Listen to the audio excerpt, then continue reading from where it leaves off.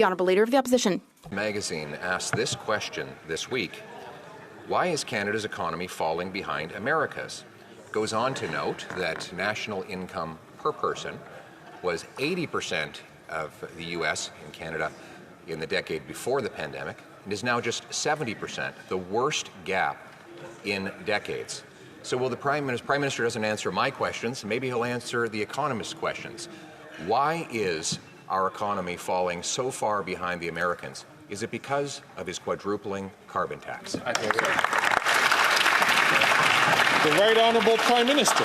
On the contrary, Mr. Speaker, one of the reasons why foreign direct investment is up by 60% since 2015 is because, contrary to what the Harper government put forward, we're actually leading on the fight against climate change, on green energy, on a responsible building for a sustainable future that means countries around the world want to invest. In fact, last year, Mr. Speaker, we were the third largest recipient in the world of foreign direct investment after U.S. and Brazil, which makes us number one in the G20 for people investing in Canada. We're going to continue to invest.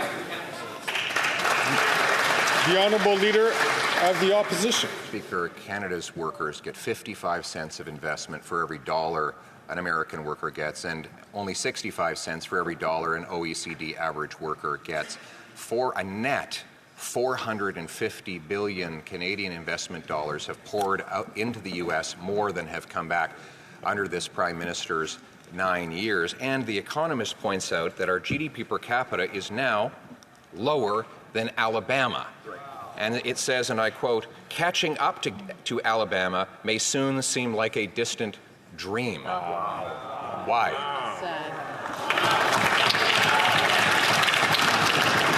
The Right Honourable Prime Minister.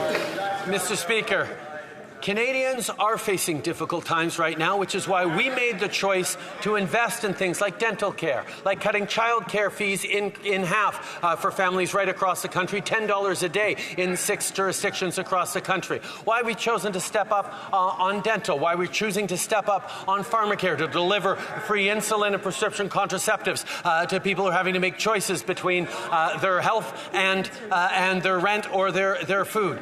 These are the things we're choosing to make because we are putting the best balance sheet in the G7, the lowest deficit in the G7, in service of Canadians who need support. The Honourable Leader of the Opposition.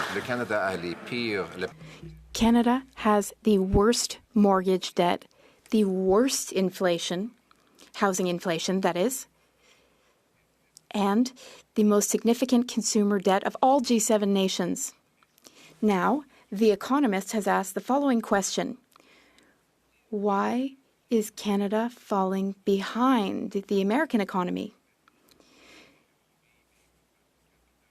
The GDP per capita in Canada is only 70% of what it is in the States.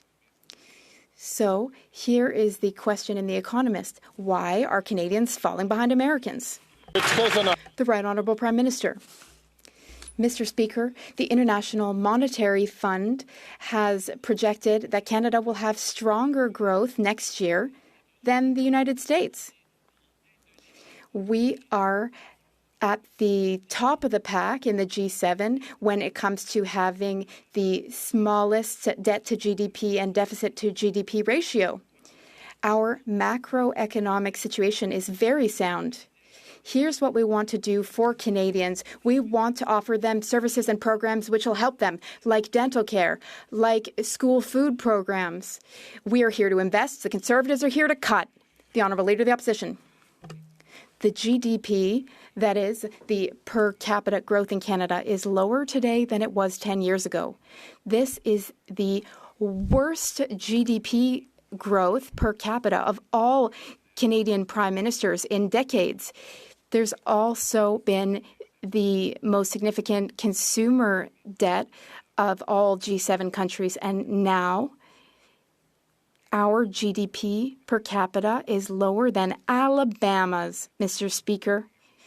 How is it that while America is getting richer, Canadians and Canada are becoming poorer? The Right Honourable Prime Minister.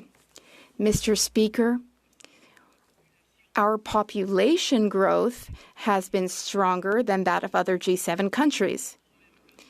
That has also led to positive things. Our economy has grown. Our growth is speeding up. We're projected to grow our economy faster than the United States next year. We also have the best budget situation of all G7 countries. We are not opting for austerity and cuts like the Conservatives do. We prioritize the programs and services that Canadians need because that's how we'll get through this.